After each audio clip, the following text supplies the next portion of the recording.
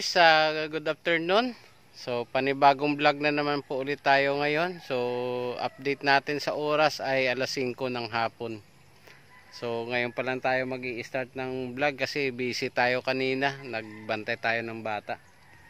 So guys, samahan niyo ako sa video na to dahil mayroon akong ipapakita sa inyo. Update ko yung mga alaga kong mga chicken broiler at saka itong pato, saka yung mga alaga natin doon sa baba. So papakita ko po sa inyo kung ano na ngayon ang nangyari sa kanila. So guys, kung para sa inyo yung video na to, pakisamahan po ako at saka pakitapos yung panonood ng ating video. Maraming salamat po. So guys, ito na yung update natin sa ating mga alagang 5 pirasong breeder na pato. So ayan, kakalagay ko lang ng pagkain. So guys, naglagay tayo ng sisical powder sa pagkain nila. So tatry natin yung once a day na isang kutsara sa pagkain. Tapos tingnan natin kung may improvement ba. So nakalagay kasi doon sa mga breeder, mas maganda siya. So hindi ko na napakita kanina kung naglalagay ba tayo o hindi. Pero kanina guys, naglagay ako ng isang kutsara sa pagkain doon sa sapal ng nyug. So ayan, medyo malakas sila kumain. So guys, ito lang yung ating patubigan. Simple lang itong kainan nila, yung lumang kawali guys. Tapos yung tubig nila, yan lang, kasi wala pa akong nakitang yung gulong ng nyug, gulong ng truck. So medyo wala kasi tayong kilala dito guys, alanganin tayo. Saglit lang guys, inaayos ko na tong yan, kasi mapupunit yung ating net. So manipis lang kasi to guys, nabili ko sa TikTok. Ayan, 3mm lang pala to. So guys, balik tayo dito sa topic natin, yung ating tubigan. So temporary lang to habang naghahanap tayo ng pakainan at saka tubigan nila. Yan. Tapos yung dito guys, may pugad dito, dapat may itlog na yan. Kaya lang yung guys, napakatalino ng ating pato. Dahil mayroong langgam, marunong siyang lumipat. So umalis siya, doon siya ng itlog sa ibang paitlogan. So mamaya ipakita ko sa inyo guys. Nilipat ko na rin doon yung mga lumang itlog niya. So nagdagdag na siya kanina ng itlog. Tapos ito guys, yung update natin dito sa ating net.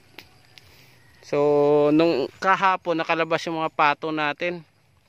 So punit ito guys, Hindi ko alam kung ano yung nagsira. Pero napansin ko sira to, nakalabas sila. Siguro yung nagpunit ito ay aso o kahit anumang hayop na gustong pumasok dito. So hindi ko lang alam guys kung ano. Pero 2, 3, 4 ang butas Hirap. Kaya araw-araw ko to guys chine-check yung gilid nito.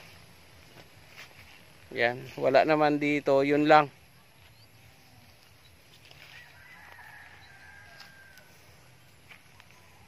So yun guys. Tapos ito na yung yung ating mga itlog. So ito guys, kung mapapansin nyo sa unang vlog natin, mayroon tayong nilagay dito na kubo-kubo nila. Yan, parang hotel yan guys. Pinagtiyagaan niya ni Papa. So ang purpose natin dyan, dyan mangitlog yung ating pato at hindi sila mababasa. Siyempre maganda yung breeding natin, so kailangan natin ng magandang bahay sa kanila. Kaya mahilig tayo guys sa pato. So ayun na guys yung itlog. So nilipat ko na dyan yung 3 at mayroong 2 itlog na siya. So nilipat ko lang dyan kanina umaga. Tapos dito naman guys, hindi ko alam kung may nangingitlog. Pero wala pang laman. So tingnan natin kung yung ibang inahin natin ay dito na sila breed. Tapos guys, may sako yan para hindi sila masyadong makita. Sarado din yan sa likod. So ganyan lang, 4 na pitak yan guys, kasi mayroon tayong 4 na 3 babae na binibreed. So kahit yung 3 magsabay-sabay, okay lang. So ito naman guys yung ating kulungan. So unti-unti na natin ini-improve ang loob. So ito guys, bakante pa tong sa harapan, yung isang pitak. Tapos ito guys yung 18 sacks ng ipa na naka-ready lang. Ayan. So ito guys, kahapon inayos ko na to, yung para sa ating mga sisiw. So ito naman ang pangalawa guys, dito kami natutulog. So may duyan, 2. So binabantayan natin yan yung ating mga manok para pag lumaki sila, hindi sila manakaw at may tao dito. So konting improvement pa to guys yung ating kubo. So ito naman guys ay naayos ko na. So nilagyan na natin ng ipa, nilinis, disinfected na rin to. Pero hindi pa natin sila guys pinalabas lahat. So mayroon na tayong maliit na butas. Tapos yung gusto lang lumabas muna, yung napunta rito. So dahan-dahan lang yan guys sila pupunta. Tapos dito naman ay andyan pa sila. So binilang ko kanina guys, may 80 heads pa to. 20 days old na sila pero mga maliit talaga. Ayan oh. Dapat ganito lahat kalaki. Yan. Dapat ganyan sila. Pero hayaan mo na guys. At least buhay, hindi patay. Tapos mayroon tayong isa guys na napansin na hingal lang hingal oh. Delikado ito. Yan. Parang hirap siyang huminga. So gawin natin, basain natin to guys. Tapos yan oh, namumula yung kanyang mata. Hindi ko alam kung sipon ito.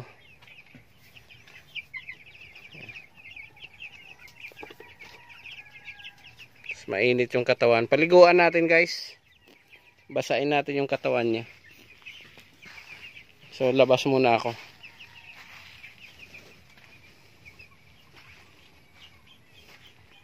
Ito kasi guys, ang mga nahingal ng husto, lalong-lalo na sa hapon, delikado to.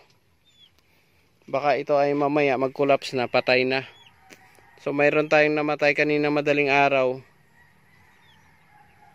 dahil sa stroke. So sayang din, ganito kalaki na yun guys yung mga namatay, 2.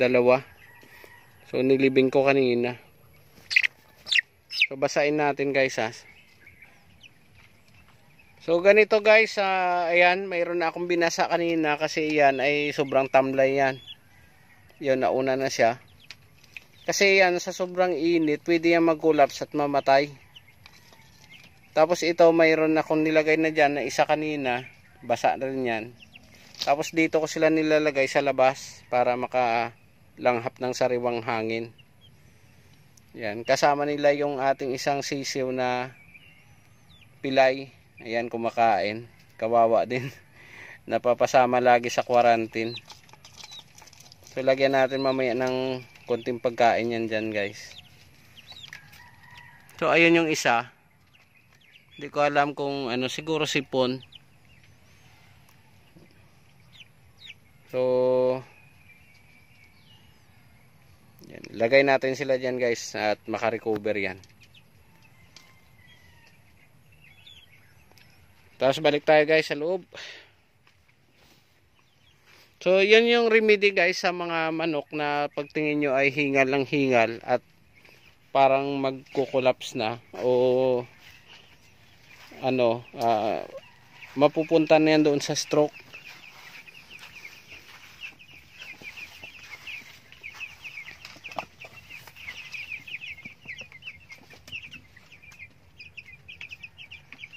So mayroon din tayo guys, ayan o, hinihingal siya pero okay lang yan. Nilaglagay tayo ng bagong tubig. So tingnan natin to guys yung ano, isa. So ito rin guys, may isa tayo dito na mayroong bukol yung mata niya. So tingnan natin kasi baka mamatay ito.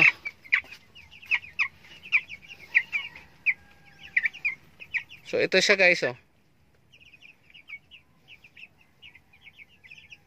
Ito ay sabi nila sipon daw to. Kinakamot niya. So, mayroon tayong isa dito na nakaraan guys na mayroong ganito din. Kaya lang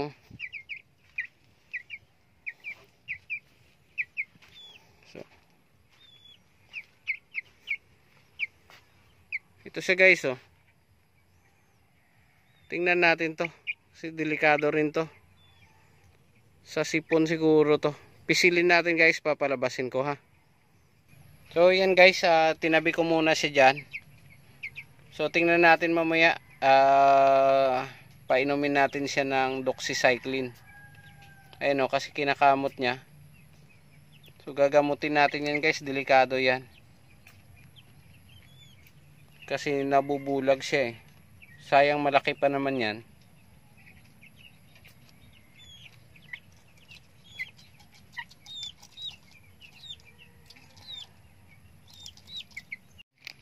Hello guys, kumuha ako ng Primoxil tapos pinainom natin. So nagtimpla ako ng konti lang. So tinry ko yung ano, tatlo na painumin. So ito yung ginamit ko. May syringe tapos may timpla akong Primoxil. So yan, dyan ko muna sila pinainom bago yung binalik ko muna doon sa Tagayan kasi malamig na sa labas. So yung mayroong maga yung mata guys, yun, binalik na muna natin sa dito. So hanapin na lang natin siya ulit pag pinainom natin ng antibiotic. Tapos yung dalawa guys, ayan, pinainom ko. Kinulong ko muna ulit kasi matamlay talaga sila. Nilagyan ko ng konting pagkain.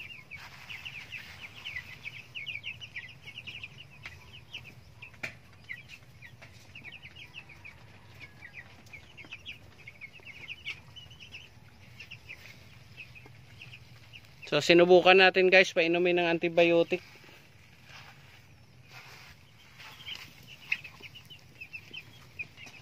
Kinakamot niya yung mata niya eh. Ayun siya sa dulo.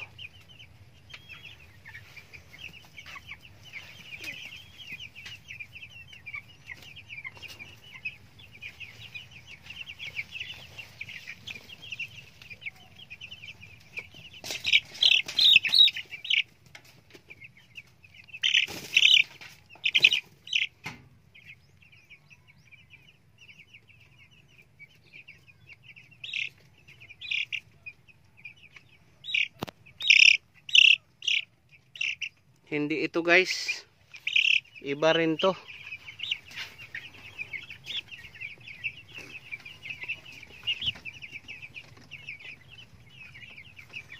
So mamaya magdala tayo ng isa pang kulungan.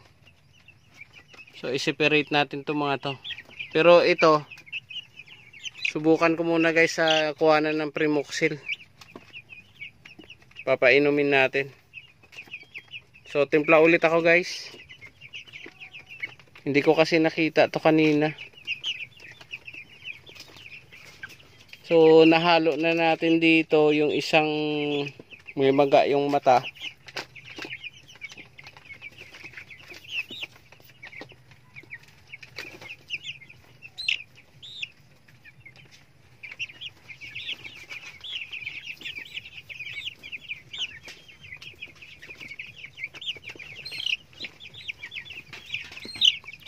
Ito guys, parang matamlay din yata. Hindi ko na makita yung isang may maga.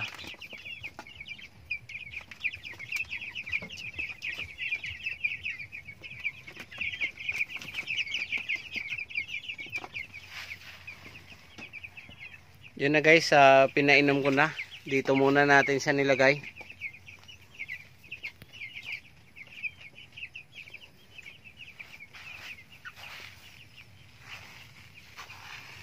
Ito ay parang may pisik din ah. Tingnan natin. Yun.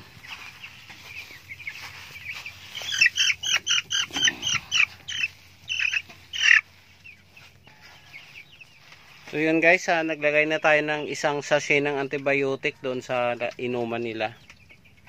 So gawin natin yan sa loob ng 3 araw. 3 to 5 days. So may 4 tayong antibiotic doon.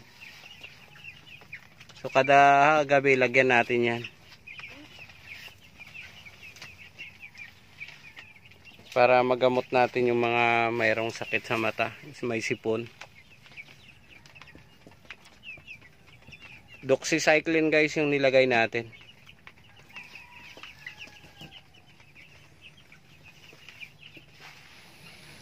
So yun na guys, naglagay na tayo ng gamot. Yan. So stress. Mahirap tong second batch ko guys, napakaraming challenge. So challenge tayo sa paglagay ng sa namatay na 120 piraso.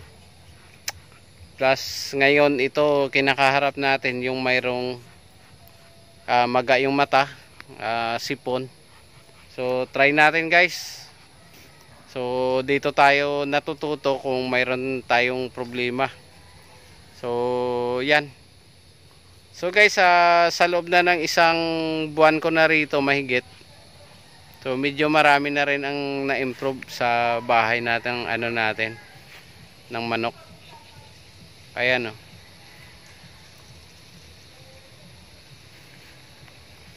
So bukas guys, may tumawag sa akin kanina. So kukuha tayo ng isang pares ng Rhode Island Red. So isang babae saka isang lalaki. Yung swap natin ay dalawang broiler. So pwede na yun guys. Panimulaan natin, pang breed natin. So tingnan natin kung doon tayo mag-improve. So yan guys, may aso pa, aligid-aligid na naman dito. So tingin ko siya yung bumubutas ng ating net eh.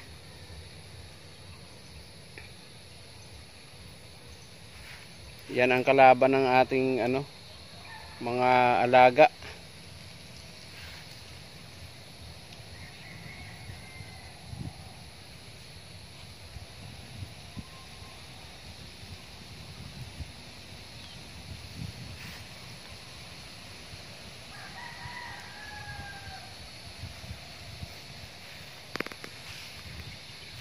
So guys,